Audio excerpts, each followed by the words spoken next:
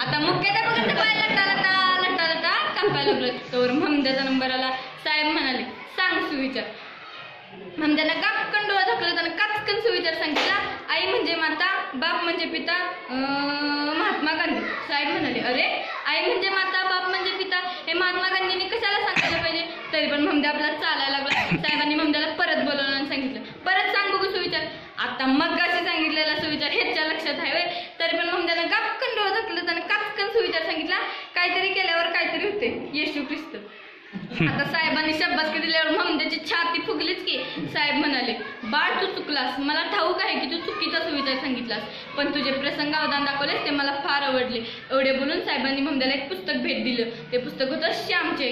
आता उभ्या हयातीत हातात पुस्तक न घेणारं ममद्या साने गुरुजींचं पुस्तक वाचते वे.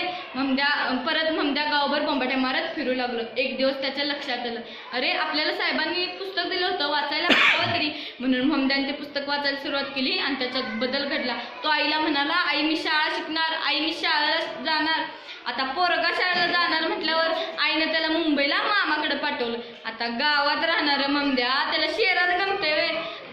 तिथं जाऊन ममद्यानं आईला एक पत्र पाठवलं. त्या पत्रात त्यानं जीवनात केलेली पहिली कविता लिहिलेली. ममद्यातला कवी हळूहळू जागा होत होता. ममद्या आठवीतून नववीत गेला. काही दिवसांनी धुळ्याला जातीय दंगल उसळली. त्याचं पडसाद मुंबईवर पडलं. 4 दिवस शाळा बंद होत्या. दंगल संपली, शाळा सुरू झाल्या.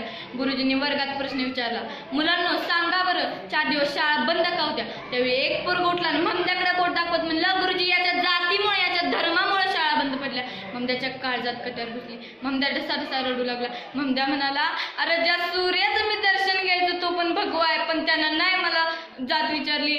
त्या गावाकडच्या झाडांनी, पशु पक्ष्यांनी कधी मला जात विचारली नाही.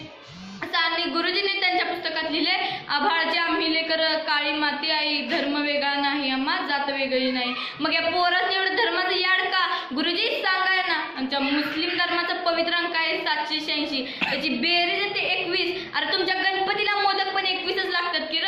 देवादेवात कधी जातपात नाही, मग आपण माणसं का बरं भेदभाव करावा. मग त्याने सर्व धर्माचे पवित्र ग्रंथ वाचून काढले आणि त्यातून एकच सार काढला, खरा तो एकच धर्म, जगाला प्रेम अर्पावे, खरा तो एकच धर्म.